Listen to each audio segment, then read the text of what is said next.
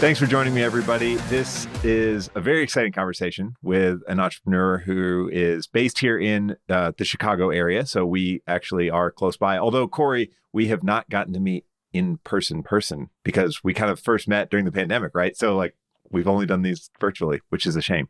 But anyway, with me today, Corey Northcutt.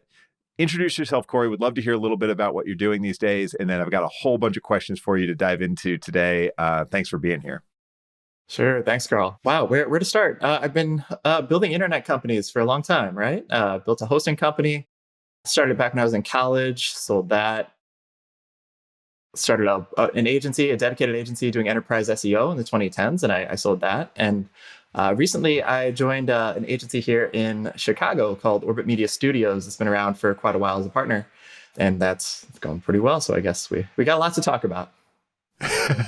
Yeah. What's cool about your story, Corey, is you've done different types of entrepreneurship, I'll call it. I think the way I think about it is there's different degrees of entrepreneurship almost. There's on one far end of the spectrum, the people who go raise $100 million in VCs. And then the other side, there's kind of intrapreneurs who do it within a company. And I feel like you've kind of had a range of experience here. So I'm excited to dive into all that.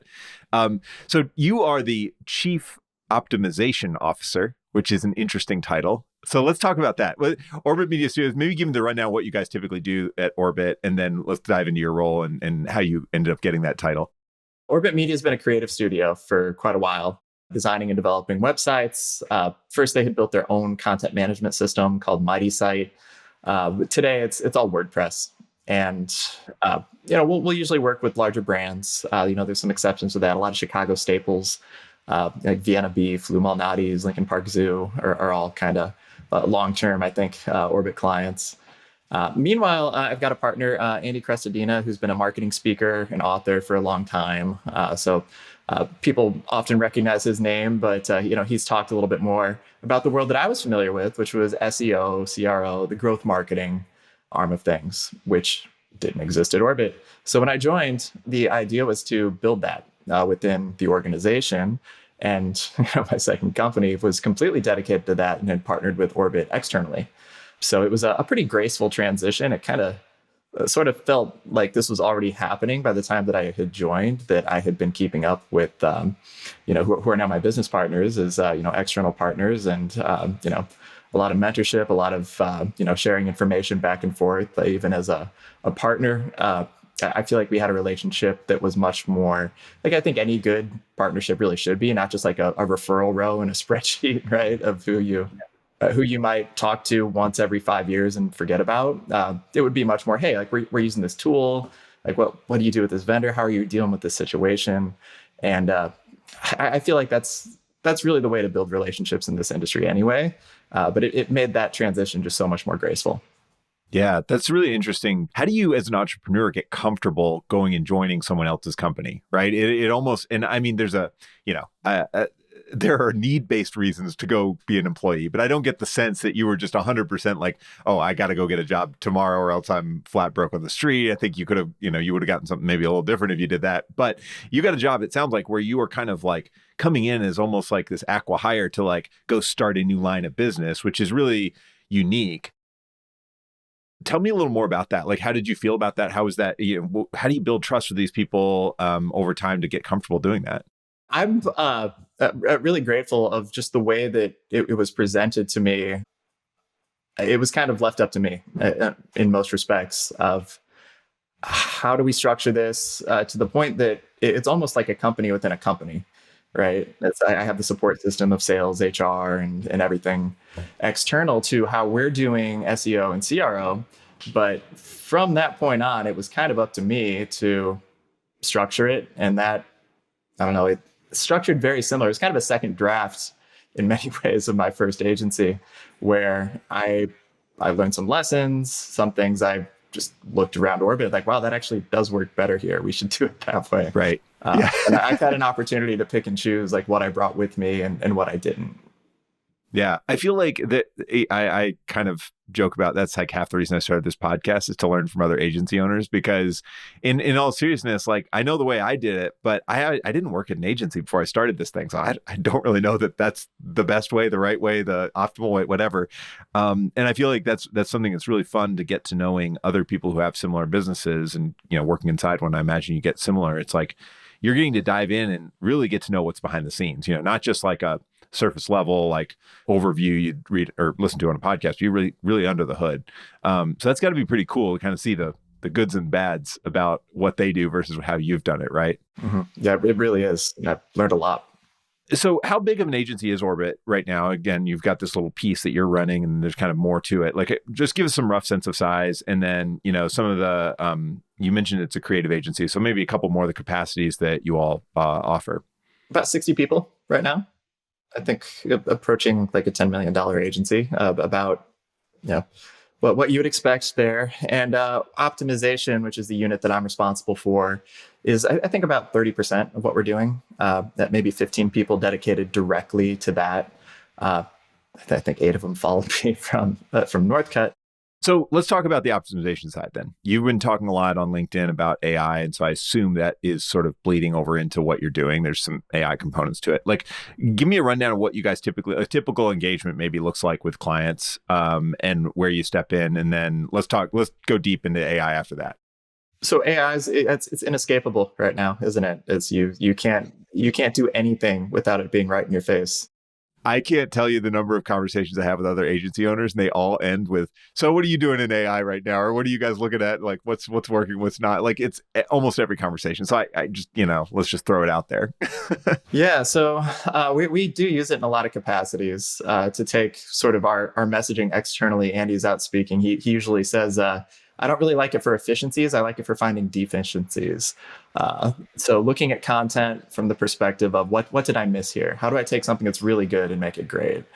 And I think our role as enterprise consultants, people that are helping large organizations, that makes a ton of sense, right? Like I don't want you to just take like some cheap, crappy thing and make it cheaper. I think the very bottom rungs of the industry, that they should be worried, right?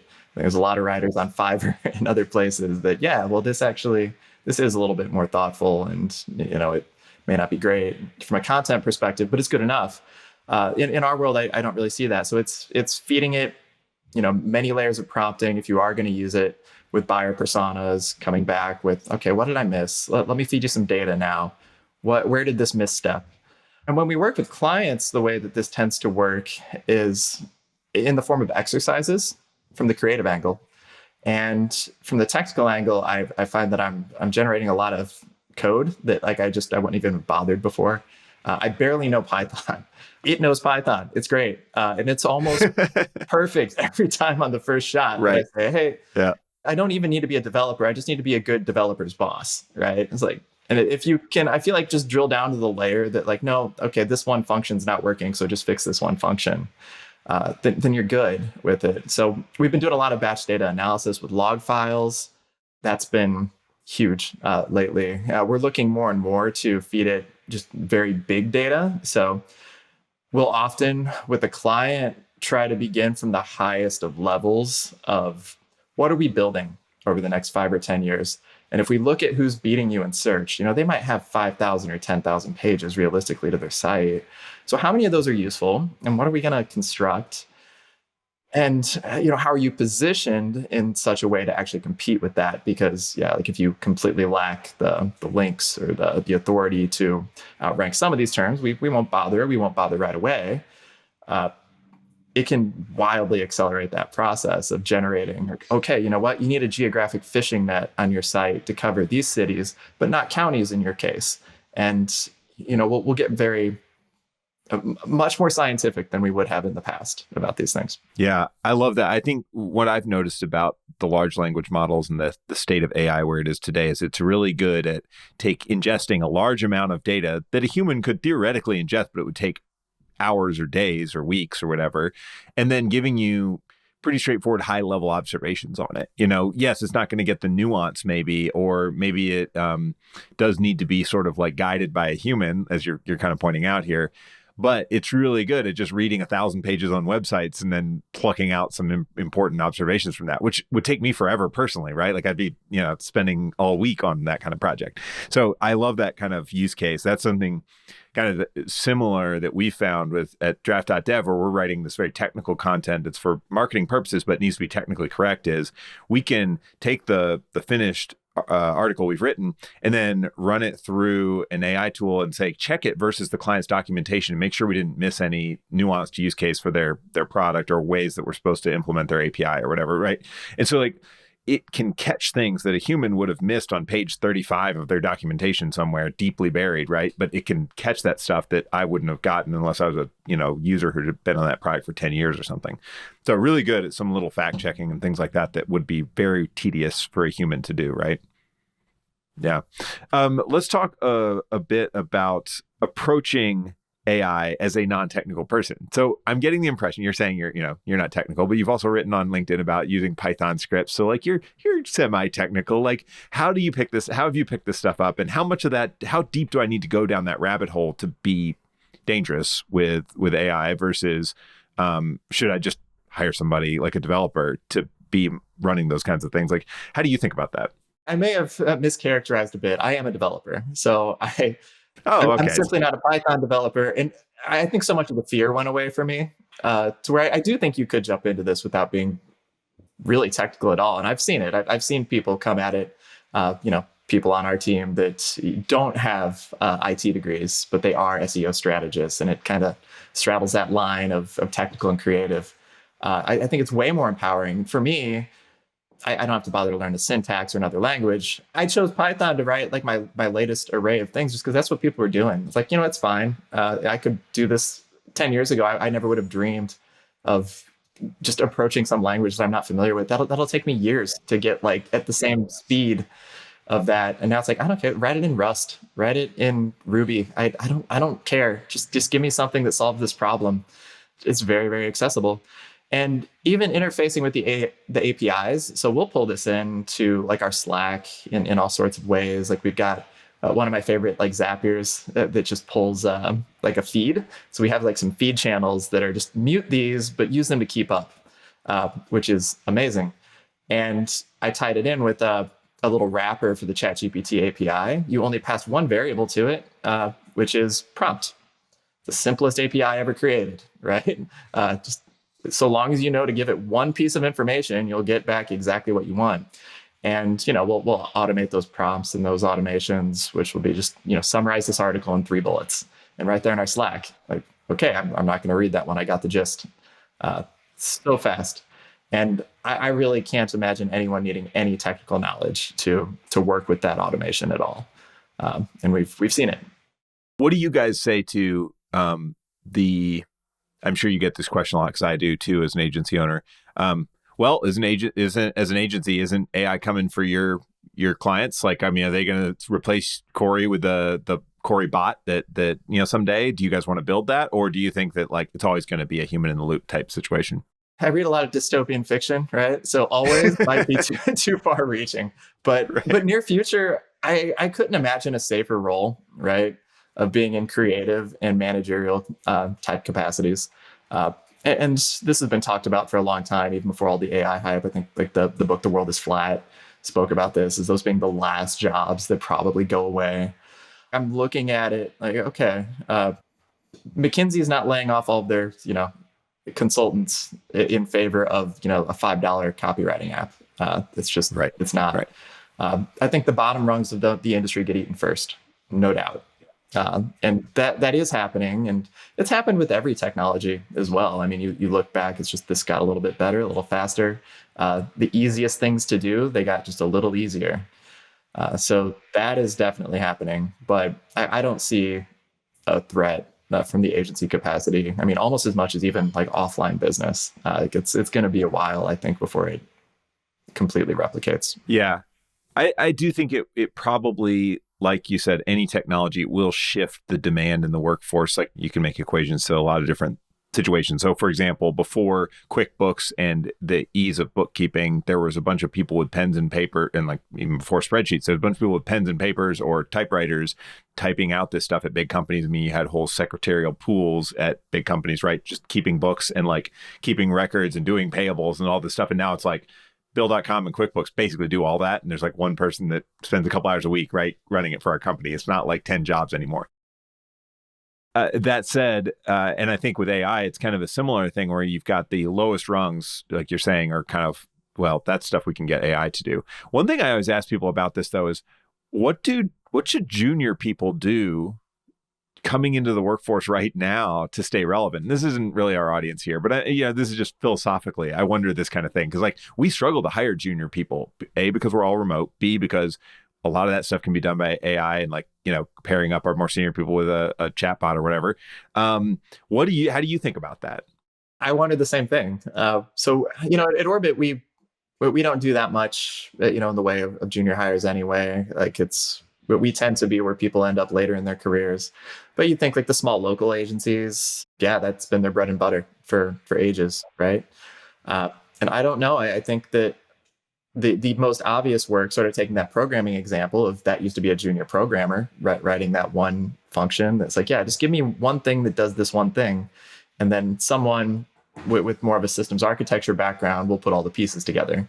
Now we really just need the person who puts the pieces together, don't we? Or at least troubleshoots and solves on some higher level. So I think everyone becomes a manager a little bit more. And I don't know how much room that we create for that in the industry, but the one commonality always seems to be that technology, it never frees us from work; it accelerates greed, right? Like it's not.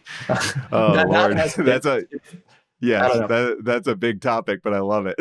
Yeah, it's maybe a dark take on things, but the promise of this technological utopia that we seem to have in the 90s, it seems that we've been through enough iterations of this now that we get where this goes each time. I will say, though, I'll counter that a little bit. And here's my optimism. I can't help but inject. I will say, though, look from the late 1800s to now, clearly, like the average worker's quality of life is much higher. Whether their hours worked is the same or whatever, that you could argue, I could see the argument either way. But the fact is, people don't have to go, like in the US at least, work in very dirty, very like dangerous situations.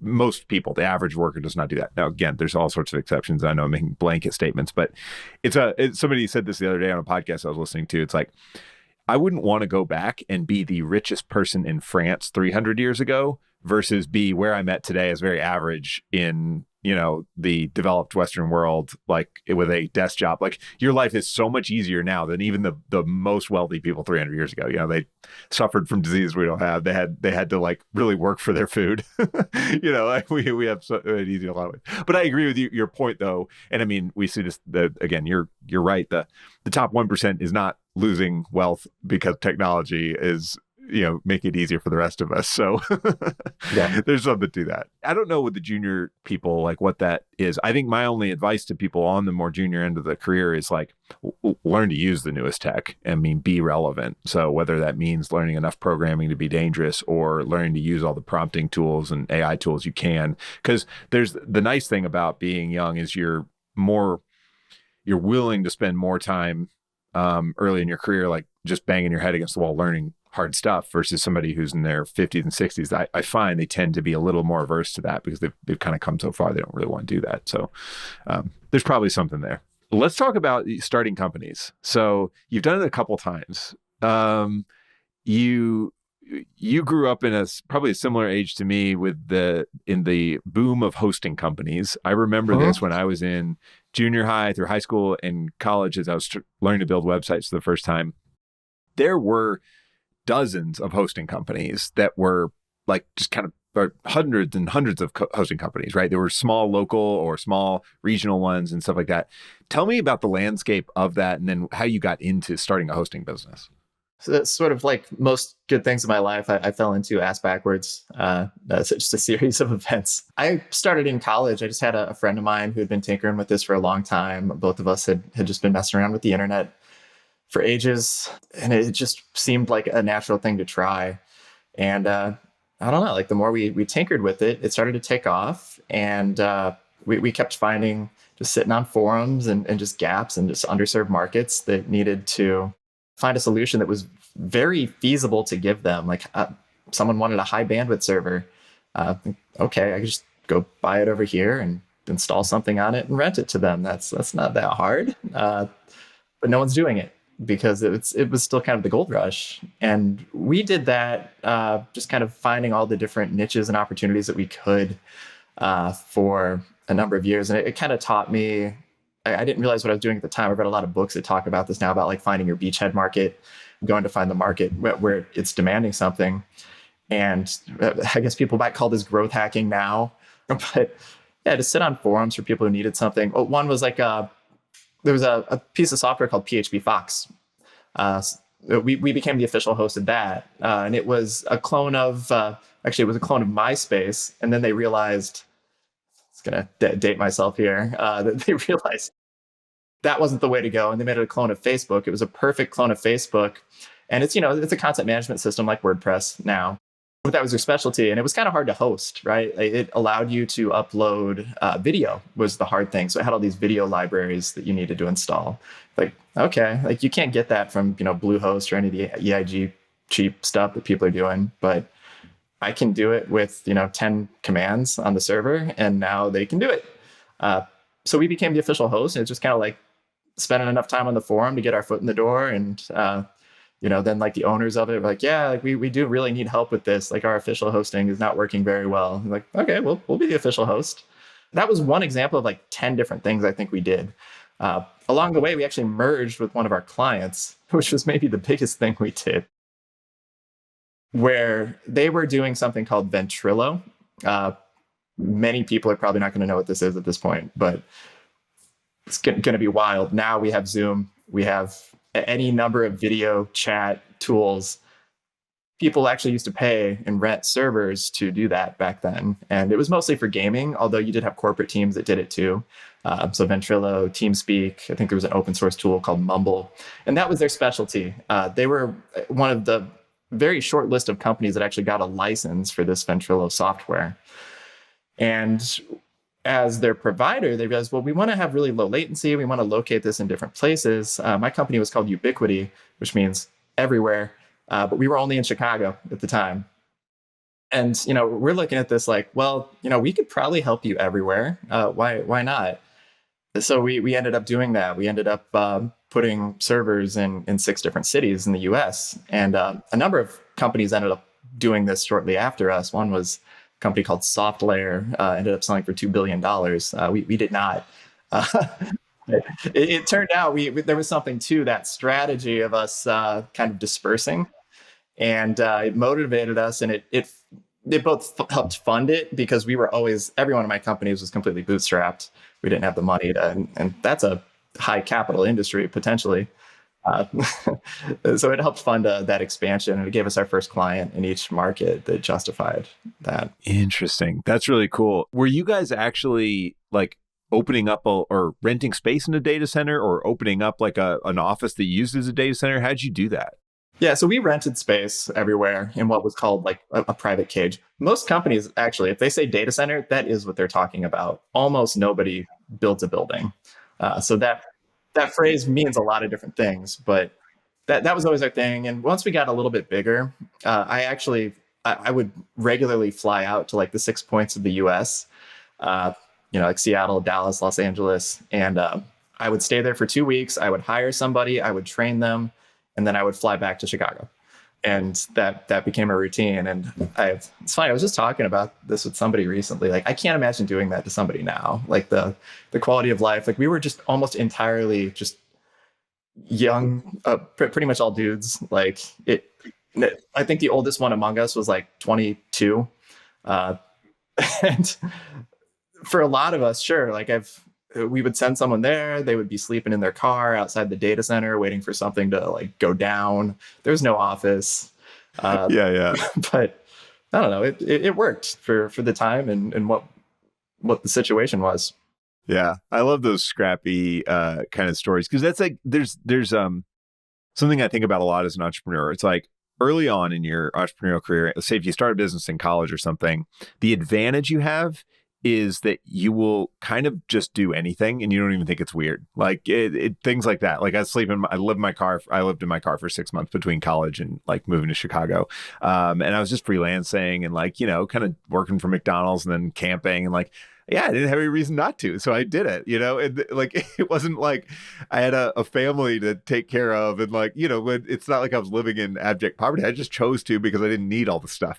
But then the advantage you get as you get older is the experience, the network, and the kind of like probably the smarts to learn how to like delegate stuff, right? I didn't have that at 22. I didn't understand that sort of time leverage and stuff. I just did everything myself. So I think there's different stages of your life where you have different advantages and you just got to like lean into what you got, right? So you guys leaned into the fact that you didn't mind flying around the country half the year and sleeping in your car. I love it. So you find all these niches that people are like, oh yeah, I need, PHP Fox hosting, and I need the video conferencing hosting and stuff like that. And like, how did that wrap that story up? How did that end? How did you get out of the data center business? And what did you maybe take away from that? Yeah, so it it wound down in 2010. So I had three partners. So the one that I started my company with, and then the two others that I merged with, and none of us were really like none of us had read like a business book at this point. It was always kind of a wild ride, and we were probably not mature enough to be running this company at all. And in retrospect, none of us. That I don't know. It just there was kind of a falling out amongst the business partners as those things go, and I ended up just selling my share back at that point. And a few years later, the company sold. I don't think I really missed out. I think I got a fair price. It's a company called LeaseWeb out of Amsterdam, so a much bigger company. Is who bought them. And by that time, I don't know, my mindset, that was the first time I failed at retiring. I had just a bunch of dumb sites that like, I was always the marketing guy, right? I was always just tinkering with SEO. And to me, it's like, this is really stressful, right? Like I knew people in that industry that would sleep with earbuds in so they didn't wake up their wife and kids when they got like the 3 a.m. phone call and had to like run down to the data center. I was very happy not to do that again. And have something just a little bit more low key. So, I'm messing around with like a website of famous quotations, and it's like, I'm just going to do the AdSense thing for a little bit. And I mean, I was bored after a couple of weeks, realistically. And it was actually a former competitor, Chris Wells of a company called Nexus. They sold to Liquid Web a few years back, who was kind of a mentor to me. He'd been in the industry for about a decade longer, but we were really close with them even when I was a competitor.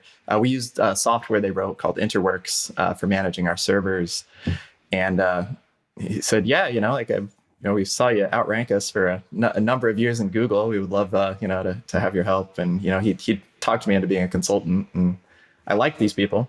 About a month or two later, he said, I've got a couple other people that could use your help. And he refers me a couple more hosting companies. And that was the catalyst that started Northcutt of, at one time, think just about if you had any hosting provider that was not Amazon or Google, we probably had a very direct relationship with them as a client, or if not that, like one side step away. Almost certainly knew the founder at very least. And that became our beachhead market. It was hosts. And I did not intend to do this. There was no business plan. There was no I know what my product is. I got to the point where I had to start hiring on help, and I just figured it out on the fly. Yeah. I mean, did you ever get to a point where you developed more of a, I don't want to, it's not necessarily formal business plan, but like more of a vision for that company, and more of a, this is what we are, who we are. How did that evolve? Yeah, well, it starts getting real again, right? So I had 25 employees at Ubiquity. That felt like a pretty good sort of scale as I'm looking at this, because once you get to that point, you can have maybe 5 departments. You get too many more people than that on a Zoom, and it's like nobody talks. It gets uncomfortable. Yeah, people don't know each other. Yep. But it feels good, right? And I've been told from a few people now, there's a couple inflection points when you build a business where everything changes, and you're changing hats all the way along the way. So I right away, I knew that was about the right scale to grow Northcutt to. And I started actually educating myself a little bit more. So I read a lot of books, talked to a lot of people. If I were to go back, I think the two most influential would have been at the beginning, the book Disciplined Entrepreneurship by Bill Owlett. I really like the way that describes what I was kind of figuring out of going to the market first and using that to guide the product. Much more structured. That reads like a textbook, but it's so good. I still recommend it to everyone who's just in like their first few years of building something. And then later, the book Traction, which gets tons of praise, and there's consultants that only do like the traction system. And I don't know. My take on it is like, if I went to business school, I think you probably would have done like Baldrige or Deming or any of the other like big management models. And I don't think they're that different, but having some sort of like, it's almost like a checklist of like, okay, do you have a vision? Do you like, how do you answer this question? And it still allowed us to sort of be us, and maybe even more so. So I really appreciated that. That came about maybe like halfway through, like 2015, I think, is when we had to make those decisions. Yeah, I'm with you there. I haven't read Disciplined Entrepreneurship, but I've read Traction. I've read some other books like that, and I think that the structure is some entrepreneurs think that structure is limiting, but I think it is very freeing because it sort of tells you these are the little guardrails that you don't have to worry about. And now you go creatively think over here, wherever, there's a lot of open-endedness. Having some constraints helps you like creatively solve problems rather than try to, just free think the whole thing. So there's some balance there, right? Of like structure versus unstructured and creative freedom that you have to strike in a small business. So I love that kind of approach to things. You start building a SEO, and were you guys producing content too, or was it just SEO and the consulting side? We were. We did links too. We don't do that anymore. Oh, nice. Okay. Yeah. That's a whole industry we could probably talk about too. Yeah, we'll get to that. So you guys are doing SEO stuff. You eventually sold that business, right? And then you kind of had a bit of a gap figuring out what you wanted to do next, right? Like, I think we had caught up around that time. What's going through your head after you're, as an entrepreneur, you've got some free time. You've sold a business twice now. So I'm kind of curious, like, what that feels like afterwards. You already said you failed at retirement. Like, I like legitimately, I asked this because I've thought about it too. Like, what if I get this thing to a size where I can sell it and never work again? Would I do that? And what would I do if I did have that option, right? And I'm not saying you had that complete freedom, but you're closer than I've been. So I'm curious, like, how's that feel? And then like, I don't know, why get back into this? And, what keeps you motivated? Life's a journey, right? And then it becomes very apparent. You never reach the finish line in this stuff, as much as that becomes the punchline in so much of the everything, really, the content, the conversations. I had used the analogy after my first exit, and I was using it even leading up to the second, that I get this sense that as you're building from you begin freelance, and it's like someone turns on an air horn, like really quiet, and it gets louder. And it continues to get louder and louder until the end. It's like, I gotta just reset. And then the next day, it's quiet. Like, I kind of miss the air horn a little bit. Yeah, I miss that air horn. Yeah, where's that thing? Just give me a little bit. Like, just give me some of the stress. Not most, but just a little bit. My thinking was that I would get into just like some indie video game development. Like, I'm a developer. Like, there's a million ways I can apply my skills with the internet. And like, there's nothing handcuffing me to SEO. It's not even how I started. It's always been people that have led me back. So it was shockingly similar in the same way that, Chris Wells from Nexus approached me. After the first one, it was Andy at Orbit who approached me this time. And I had a lot of former team members that were back on the job market at the time. And that was a big motivating force too, is, they needed someone to lead them. Andy had been, even when we had the external partnership, there was a small sort of budding like growth portion. It was much less developed. It did a lot less. And, we even collaborated side by side on a lot of stuff. It began as a 2-person team. It's Laurel and Mari from our team now. Mari is still with us doing just basic marketing. And when Laurel, who was leading that department, had left, that was the motivating force to contact me. And it's been great. So now, but I think we've got like 8 or 9 of my former Northcutt team that have rejoined us, and the other half of the team is new. Yeah, this is something I've observed from other entrepreneurs. so I'll just kind of throw it in here, is that a lot of people end up with repeat team members like that, right? Like, I mean, there's usually a non-compete period or a period where you're not supposed to go poach your old employees back or whatever. Or maybe they left before the sale, or maybe they left on their own terms and then come back to you later. But like, I see or entrepreneurs recycling their employees and their partners very frequently, like especially over the course of a 20, 30-year career. And it makes a lot of sense. I have the same strategy for hiring, which is go to my network and be like, who's done this job or something similar before, or worked with me on a similar project before, and can I just talk to them and see if maybe they want to do it? It's way faster. I don't have to go put out job descriptions and deal with all that. Like, hiring is so hard. But I am curious though, like, do you ever see disadvantages to that? Do you think it like locks you into kind of maybe too much of the same sort of thinking, or any downside, or do you like to intentionally bring in some new blood every so often? Like, how do you think about that? Yeah, potentially. I mean, I have been like self-conscious, I think, the whole way of like, am I just like favoring people that already have semi been working for me for 15 years or whatever. But there's value for sure in bringing in new perspectives. And at the same time, just like when you would hire them in your own organization, the HR cost of turnover, it's huge. And knowing that you can how somebody acts in different situations, how well they adapt, it is something that is rare. When you've sifted through maybe a few rounds of hiring, and not everybody panned out, the people that did make it to the end, like you can trust a little bit more maybe than somebody who you're just meeting for the first time. It's not nothing, right? And it's worth considering. Yeah, absolutely.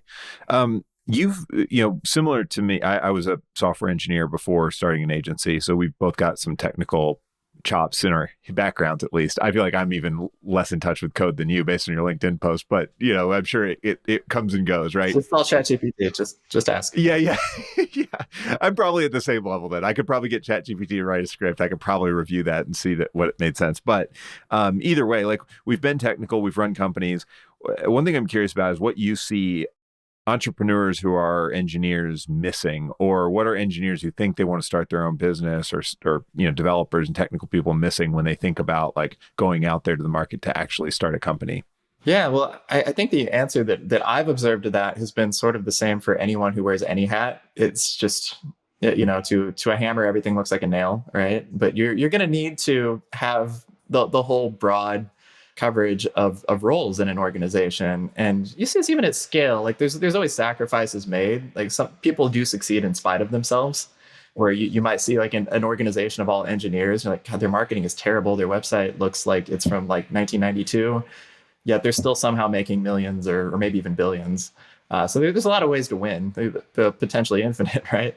But I see that all the time, right? Like, getting that engineering mindset and not building for the customer being a huge gap, not being market first. Like, these guys, like, they like to tinker, they like to play around. They don't like to go talk to like 100 different people to do, those market research surveys. And like, they want to dive in. And on some level, there's something to that. But having that co-founder, or at least knowing to hire to complement your weaknesses, becomes really important. How do you think you overcame that? Because obviously you learned that pretty quickly with the hosting company. It sounds like you guys pretty quickly got like, oh, there's niches out here, there's opportunities. You weren't saying like, hey, let's build really cool stuff just because it's cool. Like, was that natural for you? That just kind of like made sense? Or did you struggle with that a bit too at the beginning?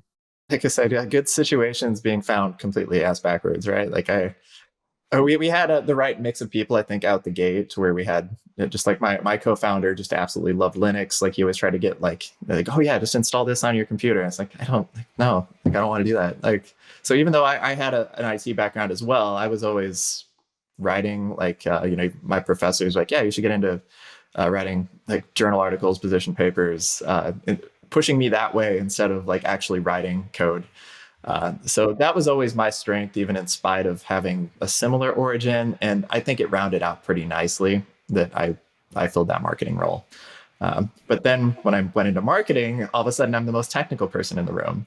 Absolutely. Yeah. I'm hiring writers. I'm hiring people that are, career like communication specialists in a lot of ways, and that know how to, especially, I think my biggest gap was understanding a corporate environment. I've never been in that world. I probably never will be. I'm borderline unemployable from the perspective, I think, that I don't even know what that would be like at this point in my career. Like I'm 41. I've never really been a traditional employee ever. So that really helps in understanding how to give a good presentation and how to speak to people of different job titles, right? Like you don't talk to the CMO the same way you talk to the CIO. Huge learning curve. Yeah, that's the enterprise sales and big company sales has been a learning curve for me, and I've kind of delegated it, to be perfectly honest. Like when I started Draft.dev, we sold to startups, and I was like, these are my people. These founders, like founder to founder sales is like, to me, it's the easiest thing in the world, because like you immediately drop in there, and even if their industry is totally different than yours, you know how to build rapport and speak to them, right? Like I think a lot of agency owners start selling to small businesses because it's like the founder can talk directly to a small business owner. Like we get each other. But at some point, most agencies want to start moving up market and moving to these bigger companies. And now with both our companies really, but like we end up selling to some mid-level or high-level marketing executive or manager, depending on, the sale. And those people at these really big companies, it is a very different type of person that I'm used to dealing with. And I find the same thing. Like I am deficient at that. I don't know how to talk to somebody who deals with corporate bureaucracy and legal departments telling them what they can and can't do, and accounts payables departments over here that have all this, like, these rules and things. And like, I am, I want to just talk to the founder who just says, hey, here's the rules. We'll pay you tomorrow, like just easy stuff, right? But it's a good lesson to learn if you're going to be in an agency and grow, because almost every agency that grows has to get beyond just selling to founders. It's just kind of almost unavoidable, I think. I think you actually highlighted probably the biggest mistake I've seen, is that you do assume that everyone is thinking like you, that they are that sort of bootstrap founder mentality. And sure, at the beginning, you might have those kind of clients, but especially in big business, everyone has different motivating forces, and they don't look anything like that. Yes, totally. The one thing I've noticed a lot with bigger companies is the interest in protecting their downside is far stronger than the potential upside. Not every time, but like in a lot of cases where, selling to a founder, when you're selling marketing services, they're like, well, let me see the potential. What could you guys possibly bring to us? How could we grow from it? Right. That all makes sense to me. But then selling to some mid-level managers at big companies, they might talk about their goals and things, but really what you sort of dig under the surface, what they're concerned with is, I want to make sure I hire an agency that doesn't get me in trouble, or that doesn't screw up this thing, like has a good reputation. Reputation matters way more than results, almost, because at the end of the day, they know if you screw it up, or if we don't do well, they'll just blame the agency. They don't get in trouble for it. Like, nope, I picked a reputable agency. It's their fault. Like, great. We're the scapegoat, And so anyway, I've observed that you've got to really think, they're very risk averse. They're very thinking about their downside, not their upside, and all that. So, yeah, it's interesting psychology for sure. Mm-hmm. There's that phrase, nobody ever got fired for buying IBM or for... That's right. I think every industry kind of has its version of that, but that risk reward thinking, dipping way into risk of like, no, I'm not putting my neck on the line for this. Like, let's find the one that's gonna, we know what we're getting when we work with this firm. It becomes way more important. I've heard stories from people who worked at big consulting firms, some of the top whatever 4 or 5 big consulting firms, and they've said that there were some client engagements where the client came in and said, here's the conclusion that we need you to reach to put the board and the teams on the right path. Go find the data that leads to that conclusion. And, some firms I'm sure won't do that. Some firms will do that. Like, if you got budget, if you've got budget, there are people who will do anything you want. And it's just like, you realize that the whole goal of bringing in that outside consultant was basically give the team an answer without the whatever CMO or whoever was in the internal, like having to say it themselves. Like basically bringing in an outside expert makes them look more credible, even if the outside expert just kind of validated what they already believe.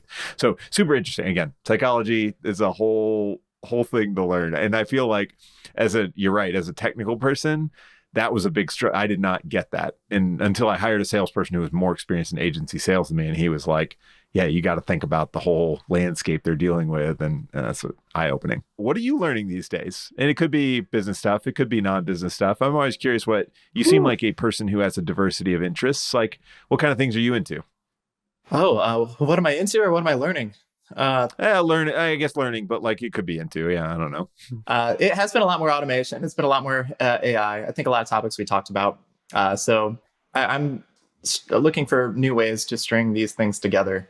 And I think the use cases, like we're barely dabbling. Like you've seen, if you look around the industry, most people take the path of least resistance when they build an agency, which is, all right, what is the toolkit? I've been shocked, don't even lay out a process for people they hire. It's just, yeah, you're an expert. Go talk to the client because you're an expert. Could not be further from how I like to approach things. So right now I'm actually rebuilding. Northcutt had a resource that I don't think it was ever like, I don't know. I'm not an influencer, Karl. Like people don't know who I am. I'm surprised you even let me on your podcast, to be honest with you. But I had this resource that was really like a centerpiece for us, which is fact checking all the Google ranking factors, because that was how I started in SEO, which was jumping on the old Search Engine Watch forums. There's a couple like internet relics. I think like Vaughn's one pager is still that may still be in Google, I think, if you search for it. And that was sort of the mentality, right? Everyone was reverse engineering Google and trying to just come together in one cohesive list. So I found hiring senior consultants, everyone has an opinion, and I absolutely hate how so many opinionated SEO advice gets issued to clients. I always wanted to be able to say, all right, well, you know what? Yoast is telling you this, like your consultant is telling you this. Look, we have X degree of confidence in telling you this because of these source citations. And, I'm just a consultant. You can take or leave, the advice I'm going to give you, but I have these reasons to believe what I am telling you. And for my team not to be able to back up anything that they're saying with that level of background is concerning to me. So I've actually been rebuilding our ranking factor list. You may have seen earlier this year, Google, I'm sure you saw earlier this year, Google, all their everything leaked onto GitHub. So now that has one new source to parse through. And I have found some new things to add to the list that I'll probably be publishing in the next month. Cool. A lot more validating of things that we already knew. A lot of tools that have come and gone. A lot more, machine learning. I don't think machine learning really factors in as much as is hyped, but you have those elements to it too now. So awesome, Corey. You'll definitely have to share that with me, and we'll put it in the show notes here too, since you mentioned it, because those kind of resources I'm sure would be appreciated. So, Corey, thanks so much for doing this. Despite what you may think, I actually think this is you're a great guest for this show, given that you've sold a couple companies and you now work at a big agency. Like again, you've got a really interesting mix of background, and then I could always gel with my formerly technical people. So tell us a little more, Corey. Where can we follow up with you if people want to learn more about you and Orbit? What's the best place to go? Sure. orbitmedia.com. You can find me on LinkedIn. I'm on Blue Sky now, sort of. I don't know what to do with everything's weird now. I got to get on that. People keep asking me if I'm on there, and I haven't done it yet. So I'm paralyzed by analysis. I'm mostly just on LinkedIn at the moment. Me too. I dropped Twitter not too long ago, X, because it's been a cesspool. I don't know. I don't want to talk bad about it. Maybe it'll pick up and get better. But yeah, we can hope. Well, thanks, Corey. Again, thank you for doing this. This has been fun. And we'll make sure to include some links for people to follow up with you. And thanks again for your time. Thanks a lot.